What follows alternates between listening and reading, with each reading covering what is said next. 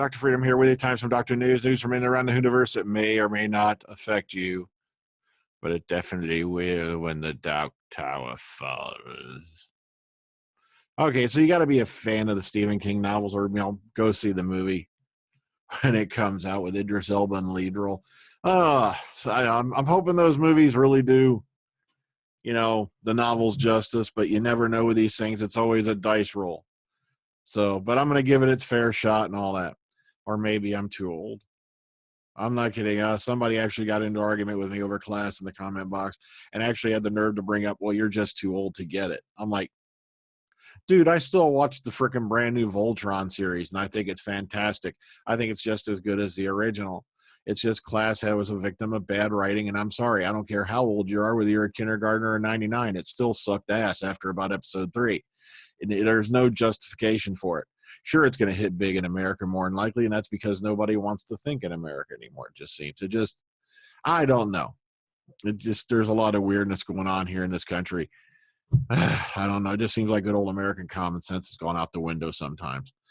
But the thing that did light me up, I want to thank Glenn and Loretta Pollard for sending this to me right here.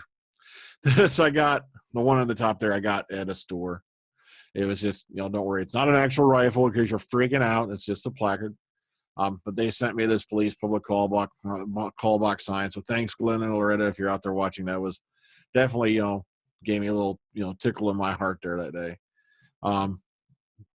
So yeah, we went to Horror Hound. Had a great time. And then I was like, hell, Jeffrey Dean Morgan's here. I'm going to get his autograph while he's here. That never happened, unfortunately. There was some problems with scheduling and all that based off, his flight got delayed due to weather. So it's not Jeffrey Dean Morgan's fault, but the problem is the management at that particular convention really failed its customers and failed them hardcore. They could have handled the situation a lot better. There could have been a lot better contingency planning.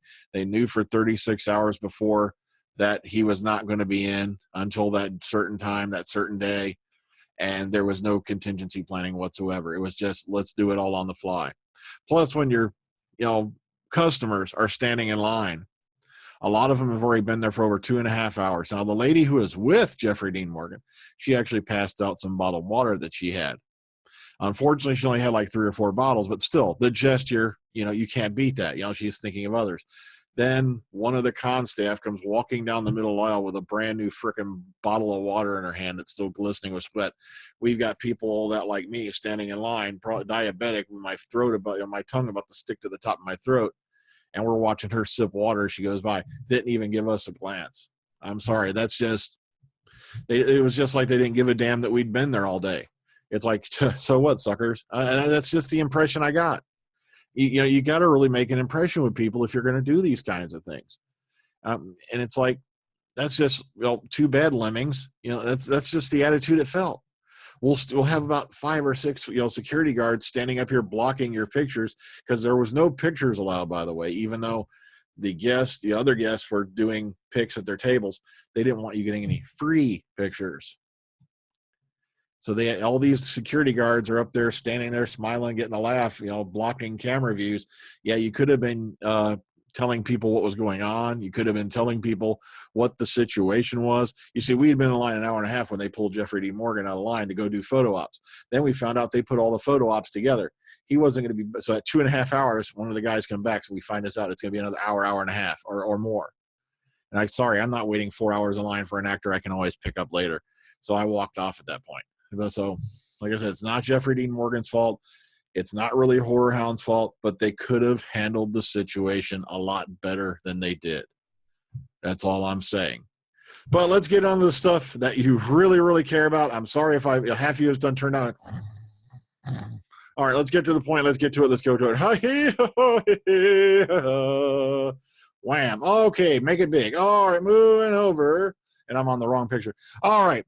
Turns out the pilot will be shown in New Zealand cinema as well. Almost said New Orleans. I don't know why. New Zealand movie and Cinema Guide Flicks has indicated the new series will premiere in the pilot. Its title. You see, this is screwing me up. That title alone. I don't know why they're calling it that. Well, maybe we'll find out. Will be shown in cinemas around the country on the 16th of April, 2017 over there. So further details will be released shortly. The for episodes premiere on television has yet to be confirmed by Prime, but based on previous broadcasts, the series is expected to air on Sundays around 7:30. So that's if you're in New Zealand, okay? Don't worry out. Also, here's another bit of news that I don't have an article for, and I can't believe I almost forgot to mention this. Apparently, Billie Piper let it slip at a convention that she will be appearing, well, not actually appearing, but she will be in the next David Tennant 10th Doctor box set for Big Finish. So keep your eyes on that. Keep your eyes out for that if there's any more details. All right. I'm sorry. I'm not the one who slipped it, but apparently this was done in public. She didn't intend to. But sorry, it's news. It's out there now. The genie's out of the bottle. Wham. All right. Stephen Moffat hints at what he's working on next after Doctor Who. He goes, I haven't been giving these things a great deal of thought because I'm still absolutely in the storm of Doctor Who. I'm writing my last finale just ahead of my last Christmas special. They're both staring me in the face right now, but it's still full on. It will be full on until the second it's not. There is no process of leaving. One day you're doing the job fully and completely. The next day you're not. It will be as simple as that. And then I'm in a good position to get stuff going if I want to. Check it out. Looks like, check it out, everybody. Regeneration Jazz Hands. Okay, moving on. John Barrowman's massive crowd sale was packed with Doctor Who items. Yeah, that's right. John Barrowman and his partner Scott were doing a little house clearing. People have been jumping up and down going, that means he's selling his house and moving the Cardiff. No, it's not. His house is not currently up for sale. It was just mainly a way of, probably doing maybe a little promotion, but at the same time, he's getting rid of a lot of old stuff, that's taking up space. Like here in this room, I'm going to end up taking all my Spawn figures down. They're going back in the storage because I have a mountain of autographed photos that I cannot hang up anywhere. And that's going to be the only place I'm going to have to do it. So sorry, Spawn figures, you're going back into the storage. See, that's just a matter of that. Despite the fact that he lives in Palm Springs, he has a massive house, but come on, after a while, you got to stop pack ratting, moving on. Okay, Doctor Who Series 10 is bringing back the three-parter as it introduces the terrifying monks. Now, so far, these guys right here are just being called the monks. A lot of people are jumping them down going, they're the truth. They're called the truth. No, that ain't. There's just a freaking poster that said truth on it. Also, they have the memory police with them. We'll find out what we want about them later. But apparently episodes 6, 7, and 8 are going to be a 3-part story arc. With apparently, okay, here we go. Toby Whithouse has written the concluding chapter. He goes, mine's part of a 3-parter. Moffat did the first one. Peter Harness did the second, and he did the third. So it's going to be like a little, 3-part story arc going on inside the series. I hope it don't suck. All right. Doctor Frontrunner Sacha Dhawan. Okay, let's clear this up right now. He was never a frontrunner. He never got, a matter of fact, the highest he is on the odds chart even right now is like 25-1. He's a very capable actor. He could probably do it very easily. Have no trouble with him getting the part, but don't call him a frontrunner, especially when Chris Marshall is 1-1 on 2 different betting services now and closing up on 1-1 on another. So that's kind of freaky, Hopefully, that could just be a mislead, though. I'm beginning to think that's a mislead because if it turns out it's Chris Marshall, somebody at the BBC seriously farquadded. They really did. All right, Monster Day Out, Easter Bank holiday weekend. Now, so keep this out. All right, blah, blah, blah. The Doctor Experience is going to hold a special Easter Monster Day on Saturday, the 15th of April, as part of a promotion for the show. So if you're in that area, you want to go check it out, you better, because this will be probably one of the last major events. So far, there is no other word that they're not shutting down this summer. So word is, though, the experience is probably just going to change location. Okay, a Red Nose Day fundraiser, win breakfast with 7 doctors. That's right. The first opportunity ever created for a full English breakfast with 7 Doctor Who's. The Wolseley on Piccadilly will be hosting this landmark meal here for the first time in the show's 54-year history. Peter Davison, Colin Baker, Sylvester McCoy, Paul McGann, David Tennant, Matt Smith, and Peter Capaldi will meet to break bread and talk TARDIS. Here inside the Hallowed Hall, the Meal of Meals will take place, an epic event, a world's first, a legendary opportunity to witness history in the making, and there are just 4 empty seats. And there's 2 ways to enter. Boom, here, boom, boom, boom, hey, ho, ho. So here's the thing. You can kiss it goodbye. Online auction, starting bid is £10,000.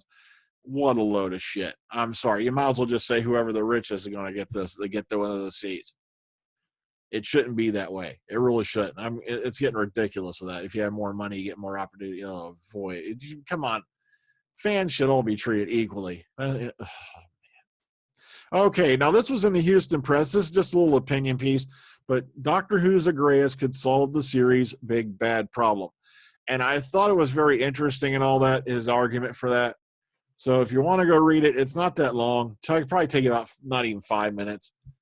But I threw it on here for shits and giggles. Doctor Who writer Toby Whithouse on his return to acting in a play that's worryingly typical after Brexit. So if you wanted to get a look at Toby Whithouse when he's not writing, go check this out. I just threw it in for shits and giggles. All right. So once again, like I said, Death Moon 8 out. Death Moon 9 already partially written. I'm going to try to get out a little faster this time. Also, we did a podcast on Logan last week, but I got so obsessed with getting Death Moon 8 out this weekend because it had been too long. It really had been. And I know there's not like a billion people waiting on it to come out, but I know there are some people out there who've been enjoying it, and it's for those few people that we do it. We have a lot of fun. We're not here. I'm not here for profit and money. Also, congratulations, if I forgot to mention it, to Reese out there, Gallifrey Forever 97. I guess he just hit 3,500 subscribers. Good on you, Matt. Or good on you, Reese. Fantastic. Also, yeah, my friend Matt Roseman, Billy Piper, he's over the moon. I think he's in love. Okay, so until next time, everybody, take care, ta-ta. Enjoy the rest of your day. I got to get on out of here, so long.